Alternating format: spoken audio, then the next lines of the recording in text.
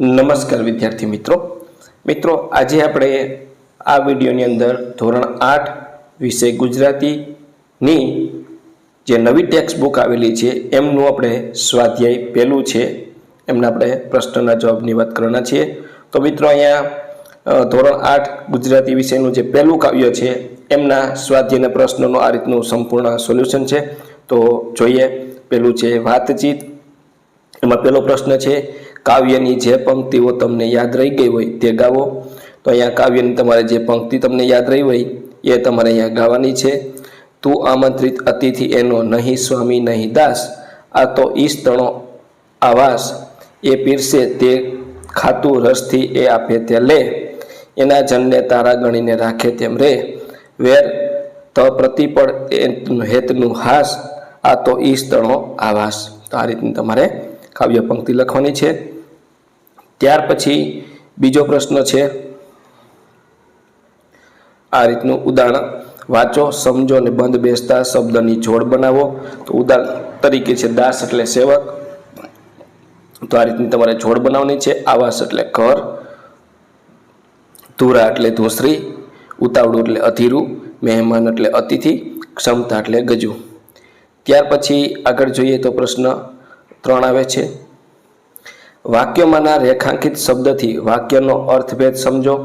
આપેલા શબ્દનો ઉપયોગ કરી આવા બીજા વાક્ય બનાવો। ટીમ ઇન્ડિયાએ આજથી T20 મેચમાં મહેમાન ટીમને ધૂળ ચટાડી, મહેમાન ટીમ સાથે યજમાન ટીમે જોરદાર પ્રદર્શન કરી ટ્રોફી પર કબજો કર્યો। તો અહીંયા દાસ અને સ્વામી છે, તો આપણે એમના વાક્ય બનાવ છે। આપણે તો ઈશ્વરના દાસ કહેવાય અને ઉપરવાળો જ આપણો સ્વામી છે, આ રીતના વાક્ય બનાવ છે। ત્યાર પછી હાસ્ય અને રુદન। જોક સાંભળીને મનોજના ચહેરા પર હાસ્ય છલકાયું, પિતાજીના અવસાનના સમાચાર સાંભળીને જય રુદન કરવા લાગ્યો। તો આ રીતના તમે વાક્ય બનાવી શકો છો। ત્યાર પછી ધીરજ અને ઉતાવળ। તો હંમેશા ધીરજ રાખીને કામ કરવું જોઈએ, ઉતાવળ રાખીને કામ કરવાથી કામ બગડે છે। ત્યાર પછી જોઈએ તો ખંડિત અને અખંડ। ભગવાન રામની મૂર્તિ અખંડ શિલામાંથી બનાવેલ છે, ખંડિત મૂર્તિને મંદિરમાં રાખવી ન જોઈએ। ત્યાર પછી ચોથું કાવ્યને આધારે એક શબ્દમાં જવાબ આપો। પહેલું કોણ સ્વામી કે દાસ નથી, તો માણસ। બીજું આનંદથી શું ખાવાનું છે, એ પીરસે તે। ત્રીજું પોતાના કોને ગણવાના છે, એના જનને। ચોથું પ્રત્યક્ષણે હેતનું શું વેર છે, તો હાસ। અખંડ શું ચાલે છે, ચીચોડો। શક્તિ મુજબ શું પડવાનું છે, તો ધૂસરી। સૌ સાથે શું વેચીને ખાવાનું છે, રામ રોટી। અને 8મું અમૃત જેવું શું છે, તો સાચ। ત્યાર પછી 5મું આવે છે આ કાવ્યનું સમૂહ ગાન કરો। તો મિત્રો અહીંયા જે આપણું કાવ્ય આપેલું છે એ કાવ્યનું તમારે ક્લાસમાં સમૂહ જ્ઞાન કરવાનું છે। ત્યાર પછી છઠ્ઠો આપેલા શબ્દનો અર્થ દર્શાવતી કાવ્ય પંક્તિ શોધીને લખો। જગત, તો આ તો ઈશ તણો આવાસ, તો આપણે કાવ્ય પંક્તિ કાવ્યમાં શોધી લખવાનું છે। સંતોષ, એ પીરસે તે ખાતું રસથી એ આપે તે લે।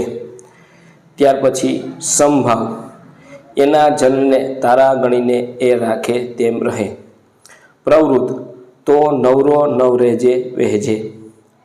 ચોથું ધીરજ, તો અથરો ન થાજે જાવા નવરે જે વળી ચોટી। સમ, સૌ સાથે વેચીને ખાજો રામને દીધેલી રોટી।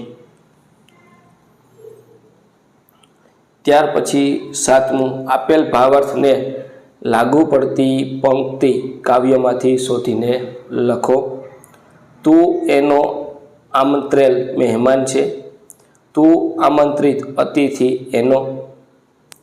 બીજું આ તો ઈશ્વરનું ઘર છે, આ તો ઈશ તણો આવાસ, એના માણસને તું પોતાના સમજે, એના જનને તારા ગણીને એ રાખે તેમ રહે। ત્યાર પછી ચોથું તું હંમેશા કામ કરતો જ રહેજે, તો એનું વાક્ય થાય તું નવરો નવરેજે વહેજે। કામમાં કોઈ કસર ન હોવી જોઈએ, કામમાંય કદીએ ન કચાશ। ત્યાર પછી પ્રશ્નના જવાબ લખો. ઈશ તણો આવાસ શાને કહ્યું હશે? સાથી. કવિએ વિશ્વને ઈશ તણો આવાસ કહ્યું છે કારણ કે આ સમગ્ર વિશ્વ કે આખું બ્રહ્માંડ એનું સર્જન છે. આ વિશ્વમાં રહેતા તમામ પ્રાણીઓ અહીંના મહેમાન છે. આ વિશ્વમાં આપણે ઈશ્વરની ઈચ્છા મુજબ રહીએ છીએ અને એ જે આપે તે ખાઈએ છીએ અને એ રાખે તેમ રહીએ છીએ. ઈશ્વરની કઈ કૃપાની વાત કરી છે?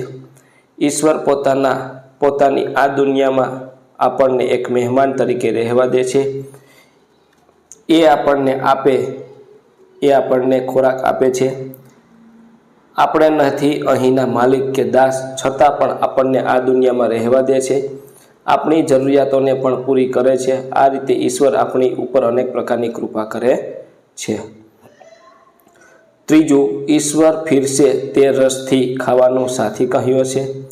ઈશ્વર પીરસે તે રસથી ખાવાનું એટલા માટે કહ્યું કે ઈશ્વર આપણે મહેનત અને કર્મના આધારે જે આપણા ભાગ્યનું લખ્યું છે તે મુજબ આપણને આપે છે. જે આપણા માટે યોગ્ય જ હોય છે એના માટે આપણે સંતોષ માનવો જોઈએ.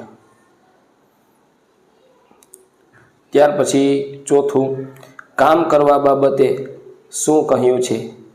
કાવ્યમાં કામ કરવા બાબતે કહેવામાં આવ્યું કે તું નિરંતર કામ કરતો રહે, કોઈ પણ કામમાં આળસ ન કરવી અને કામમાં કચાશ પણ ન રાખવી. પાંચમું, વેચીને ખાવાનું સાથી કહ્યું હશે? ઈશ્વરે આપેલું ભોજન સૌ સાથે વેચીને ખાવાની વાત કરવામાં આવી છે, કારણ કે એકલા ખાવ કરતાં બધા સાથે મળીને ખાવાનો આનંદ કંઈક અલગ જ હોય છે. વળી કોઈ ગરીબ કે ભૂખ્યાની પણ એમાં ભૂખ સંતોષાય છે. સૌ સાથે ભેગા મળીને ખાવાથી છાશ જેવું સામાન્ય પીણું પણ અમૃત જેવું લાગે છે અને સાથે મળીને ખાવાથી ભાઈચારો પણ વધે છે. કવિએ છાશને સુધા જેવી કેમ કહી છે? કવિએ છાશને એટલા માટે અમૃત જેવી કહી છે કે ઈશ્વર આપણને જે આપે છે તે આપણા માટે યોગ્ય હોય જ છે. વળી આ તો ઈશ્વરે આપેલી સહિયરી છાશ જે સ્વર્ગના દેવોને પણ દોહલી છે, તો આ છાશ આપણા માટે અમૃત સમાન જ હોય.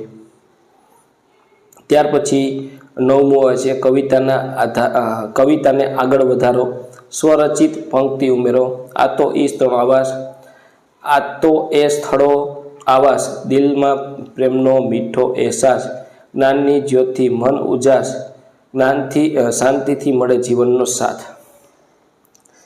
ત્યાર પછી તું નવરો નવરે જે વહે, તું નવરો નવરે જે વહે, જ્ઞાનની ગંગામાં તું તરજે, શીખી લે નવી વાત દુનિયાની, અનુભવથી જીવનને ભરજે.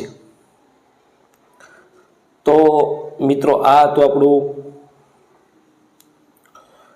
ધોરણ 8નું પહેલા કાવ્ય જે આપણી નવી ગુજરાતીની ટેક્સ્ટ બુક આવેલી છે એમનો પહેલા કાવ્યનું સ્વાધ્યાયનું સંપૂર્ણ સોલ્યુશન જોયું. મિત્રો, આવા જ સોલ્યુશન મેળવવા આપણી ચેનલને સબસ્ક્રાઈબ કરો અને આ વિડીયો તમારા મિત્રો સાથે જરૂરથી શેર કરો.